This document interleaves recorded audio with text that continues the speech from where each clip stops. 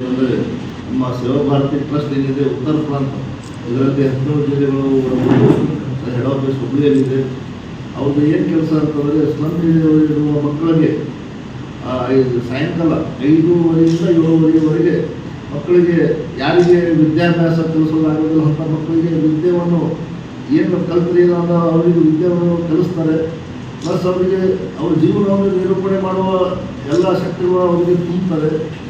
ನಮ್ಮ ಭಾರತೀಯ ವಿದ್ಯಾ ಟ್ರಸ್ಟ್ ವತಿಯಿಂದ ಕೆಲಸ ನಡೀತಾ ಇದೆ. ಇಲ್ಲಿ ಗುಲ್ಬರ್ಗದಲ್ಲಿ 25 ಸೆಂಟರ್ಗಳಿದ್ದಾವೆ ಸ್ಲಮ್ ಏರಿಯಾದಲ್ಲಿ.